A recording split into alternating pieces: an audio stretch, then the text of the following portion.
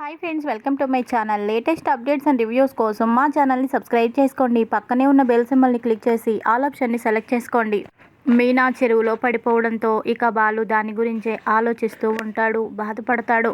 తనకి తెలియకుండానే కన్నీళ్ళు వలవల వచ్చేస్తూ ఉంటాయి. వాటిని చూసి ఇలా అనుకుంటాడు, నా లైఫ్లో ఎప్పుడూ నేను ఏడవలేదు. నా చిన్న వయసులో ఉన్నప్పుడు నేను ఏడ్చాను. మళ్ళీ అంత బాధ నాకు ఇప్పుడు మీనా విషయంలోనే కలుగుతుంది. నా అన్న అంటే నాకు పంచప్రాణం, ఎంతో ఇష్టం. నాకు అన్న ఎంతో చక్కగా చూసుకునేవాడు. ప్రేమగా గోరుముద్దలు కూడా పెట్టేవాడు. 2 సంవత్సరాలు తేడా అయినా కూడా కన్న తండ్రిలాగా నన్ను చూసుకునేవాడు. అలాంటి అన్నయ్య చనిపోయిన తర్వాత నేను కోలుకోలేదు. అమ్మ ఈరోజు నన్ను దగ్గరికి తీసుకొని లాలించలేదు. పెళ్ళైన తరువాత ఈ పూలగంప నన్ను అమ్మలాగే చూసుకుంది. నేను తనని పట్టించుకోకపోయినా, నా మాటలతో నా చేతలతో తనని నేను బాధ పెట్టినా ఏ రోజు నన్ను తను బాధ పెట్టలేదు. ప్రేమనే పంచింది కానీ ఎప్పుడూ కష్టాన్ని నాకు చూపించలేదు. కమ్మగా వండి పెట్టింది. నా మనసులో బాధని గుర్తించింది. అన్ని విధాలుగా నాకు చేదోడు వాదోడుగా నిలిచింది. అలాంటి మీనాకి క్షణకాలంలో ఏమైపోయేదేమోనని అది తలుచుకుంటేనే గుండె జారిపోతుంది. మీనాకి ఏదైనా జరగరానిది జరిగితే ఇక నేను బ్రతికి ఉన్నా అనవసరం. నేను కూడా బ్రతికి ఉండేవాడిని కాదు. నేను సమయానికి చూశాను కాబట్టే సరిపోయింది. మీనాని నీళ్ళలో నుంచి కాపాడాను. లేకపోతే మీనా కూడా నాకు దూరమైపోయేది. ఈ సమాజం అందరూ అన్నయ్యని నేను చంపేసినట్టు మీనాని కూడా చంపేశాను అని అనుకునేవాళ్ళు. వాళ్ళు ఏమనుకుంటే నాకేంటి, కానీ మీనా లేకపోతే నేను మాత్రం బ్రతికుండేవాడినా అని తలుచుకుంటూ ఏడుస్తూ ఉంటాడు. ఇక ఆ తర్వాత మీనా బాలుని చూసి, ఏమైందండి, ఏడుస్తూనే ఉన్నారు? ఏదో జరిగింది కదా, అయిపోయింది కదా, ఇప్పుడు నేను బాగానే ఉన్నాను కదా, నన్ను మీరు కాపాడుకున్నారు కదా, ఈ ప్రాణం మీదండి, మిమ్మల్ని విడిచి నేనేమైపోతానో అని అంటుంది. ఇక మీనాని చూసి సంతోషంతో అలా వాటేసుకుంటాడు బాలు. బాలుని కూడా మీనా వాటేసుకుంటుంది. ఏవండి, నా మీద మీకు ఎంత ప్రేమ ఉందండి, ఇంత ప్రేమ ఏమైపోయింది ఇన్నాళ్ళు? ఒక్కరోజు కూడా నాకు కనిపించలేదు. మీ మనసు కటువనుకున్నాను, మీ మనసులో నాకు స్థానం లేదనుకున్నాను, కానీ మీ మనసంతా నేనే ఉన్నానని నాకు ఇప్పుడే అర్థమవుతుంది. నిజంగా ఇలా జరిగినందుకు నేను చాలా సంతోషపడుతున్నాను అని అంటే, ఏయ్ పూలగంప, ఏం మాట్లాడుతున్నావు?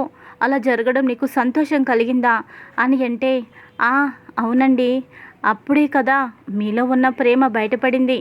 నేనంటే ఎంత ఇష్టమో తెలుసుకున్నాను కదా. ఇన్నాళ్ళు మీ మనసులో ఎంత ప్రేమ ఉందని నాకు కూడా తెలియదు కదా. మరి తెలిసినప్పుడు సంతోషపడకుండా ఎలా ఉంటానో నాకు చాలా సంతోషంగా ఉంది అని అంటూ కళ్ళు తిరిగి కింద పడిపోతుంది. ఇక నీళ్లు కొన్ని మింగేయడంతో అవి ముక్కులోకి వెళ్ళిపోవడంతో ఒక్కసారిగా జ్వరం వచ్చేస్తుంది మీనాకి. మీనా మీనా అంటూ మీనాని మంచం మీద పడుకోబెడతాడు. ఒళ్ళు కాలిపోతుంది. మీనా, నీకు జ్వరం బాగా వచ్చింది, హాస్పిటల్కి వెళ్దాం పదా అని అంటాడు. అక్కర్లేదండి, టాబ్లెట్ వేసుకుంటే సరిపోతుంది అని అంటుంది. ఏం కాదు, వెళ్దాం పదా అని చెప్పి అంటూ ఉంటాడు బాలు. ఇక మీనాని బాలు కంటికి రెప్పలా కాపాడుకుండడం చూసి సుశీలమ్మ మురిసిపోతుంది. సత్యంతో ఇలా అంటుంది, చూసావరా నీ కొడుకులో ఎంత ప్రేమ ఉందో చూసావా? తన భార్యని కంటికి రెప్పలా కాపాడుకుంటున్నాడు. ఇది కదా భర్త భార్య విషయంలో ఎలా ఉండాలి అని తెలుసుకోవడానికి నిదర్శనం. గొప్ప కొడుకుని కన్నావు. భార్య కష్టంలో భర్త ఇంతగా ఆదుకుంటే ఎవరికైనా సరే ఇలాంటి భర్త నాకు ఉంటే బాగుండు అని ఎవరైనా అనుకునేలా చేస్తున్నాడు నీ కొడుకు. నీ కోడలు గురించి నిశ్చింతగా ఉండరా అని అంటుంది. అవునమ్మా, నా కొడుకు గురించి నాకు తెలుసు. అదేవిధంగా నా కోడలు గురించి కూడా నాకు బాగా తెలుసు. మీనా నాకు పేరుకే కోడలు, నా కూతురు కంటే ఎక్కువ. తను అన్నీ అర్థం చేసుకుంటుంది. నా కొడుకు కోపిష్టి. మీనా లాంటి అమ్మాయి వాడి జీవితంలోకి వస్తే వాడు మారుతాడు అని మొదటి నుంచి నేను అనుకునేవాడిని. అలాంటి కోడలు ఇప్పుడు వచ్చింది. వాడి గురించి నాకు బాధ లేదు అని అంటాడు. ఇక సత్యం, వాళ్ళని చూసి ప్రభావతి కుళ్ళిపోతుంది. ఎప్పుడూ లేంది ఎంత ప్రేమ కురిపిస్తున్నాడేంటి మీనా మీద, ఇష్టం లేని పెళ్లి చేసుకొని ఎంత ప్రేమ పొంగుకొస్తుందేంటి, వీడి ప్రపంచం ఎప్పుడు తాగటం బయట తిరగడం ఇదే కదా, ఇప్పుడేంటి కొత్తగా పెళ్ళాం ప్రేమలో పడ్డాడు. పడితే పడని నాకేంటి, దానివల్ల నాకేమైనా ఒరుగుతుందా, వీడి వల్ల నాకేమైనా ఒరుగుతుందా, వీళ్ళ వల్ల నేను బాగుపడింది లేదు, సచ్చింది లేదు. నా కొడుకు మనోజ్ కోసమే నేను బ్రతుకుతున్నాను. నా కొడుకు పెళ్లి చూడటమే నా లక్ష్యం. రోహిణి లాంటి అమ్మాయి నాకు కోడలైతే నా జీవితం ధన్యమైపోతుంది. ఎంచక్క వాళ్ళతో పాటు నేను కూడా వెళ్ళిపోతాను. హాయిగా మేము బ్రతుకుతాము. ఆయన్ని కూడా మాతో పాటు వచ్చేయమంటాను. వచ్చేస్తారా? వచ్చేస్తారు. లేకపోతే ఇదిగో ఈ తాగుబోతు నష్టజాతకుడు వీళ్ళతో పాటు ఉండని, ఆ పూలమ్ముకునే అమ్మాయి వీళ్ళతో పాటే ఉండని, నా కొడుకుకు పెళ్ళవ్వాలి, అదే నాకు ముఖ్యం అని ఇక ప్రభావతి అనుకుంటూ ఉంటుంది. ఇదిలా ఉండగా ఇంకొక పక్కన ఇక మీనాకి ట్యాబ్లెట్ వేసి తనకి సపర్యలు చేస్తూ ఉంటాడు. నెత్తి మీద క్లాత్ వేసి వేడిగా ఉంటే చల్లటి నీళ్ళల్లో క్లాత్ ముంచి ఇక నుదుటి మీద వేసి వేడంతా లాగేసేటట్టు చేస్తాడు. కాళ్ళు నొక్కుతూ ఉంటే మీనా ఉలిక్కిపడి నిద్రలో నుంచి లేస్తుంది. అయ్యో ఏంటండి, ఎందుకు మీరిలా కాళ్ళు నొక్కుతున్నారు? వద్దండి, భర్త భార్య కాళ్ళు పట్టుకోకూడదు, వద్దండి అని అంటుంది. ఓయ్ పూలగంప, ఊరుకుంటావా? ఎప్పుడూ నేను ఆడవాళ్ళు తక్కువ మగవాళ్ళు ఎక్కువ అని అనుకునేవాడిని కాదు.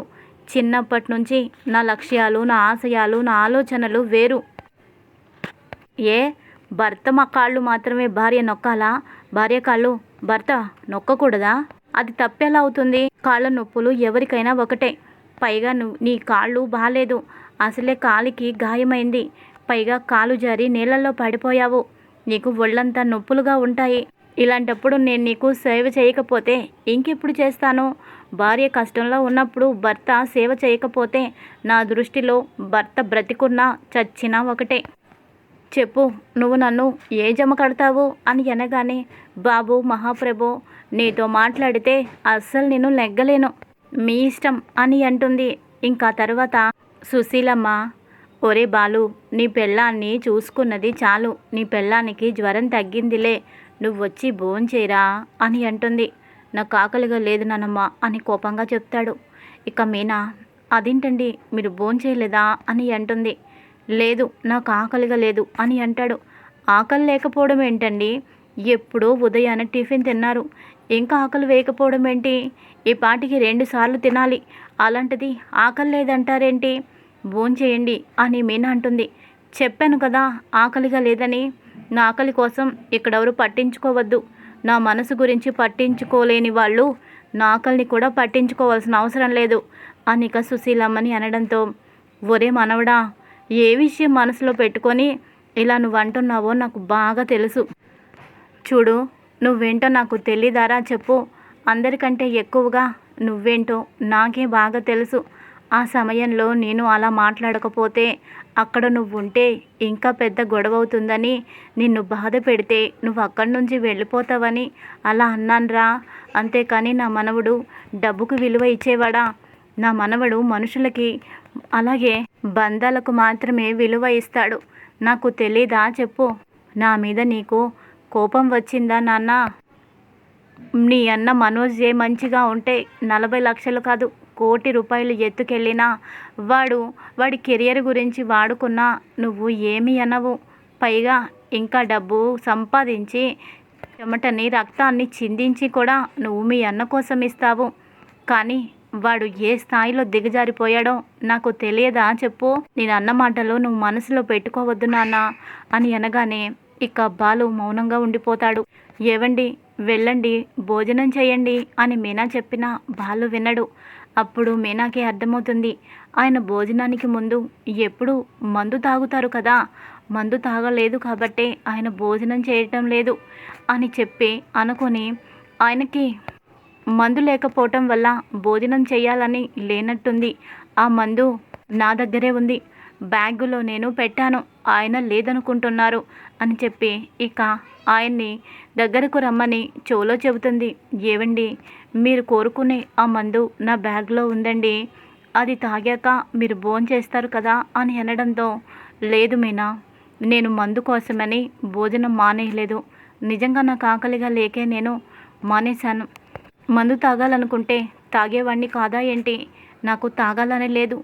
ఈ క్షణంలో నాకు దేని మీద లేదు. మందు మీద, మత్తు మీద, కిక్కు మీద ఇంత కూడా లేదు. నా మనసంతా నువ్వే నిండిపోయావు. నీ గురించే నా దిగులంతా, నా బాధంతా. ఈ సమయంలో ఎంత తాగినా కూడా నా మనసు అయితే మైకంలోకి వెళ్ళదు.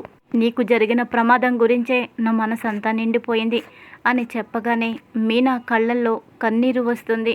ఇంతలా ప్రేమించే భర్త రావడం నా అదృష్టం కదా, కానీ ఇన్నాళ్ళు ఇలాంటి వ్యక్తి నా జీవితంలోకి ఎందుకు వచ్చాడా అని బాధపడ్డాను.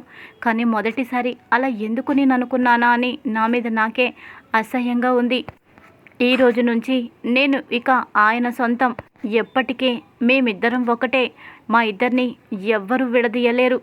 ఆయన్ని ఇక నుంచి ఇంకా ఎక్కువ నేను ప్రేమించాలి అని ఇక మీనా అనుకుంటుంది. ఇది ఈరోజు ఎపిసోడ్. మరి తర్వాత ఏం జరగబోతోంది, కథ ఏ విధంగా మలుపు తిరగబోతోంది, ముందు ముందు తెలుసుకుందాం. Thanks for watching.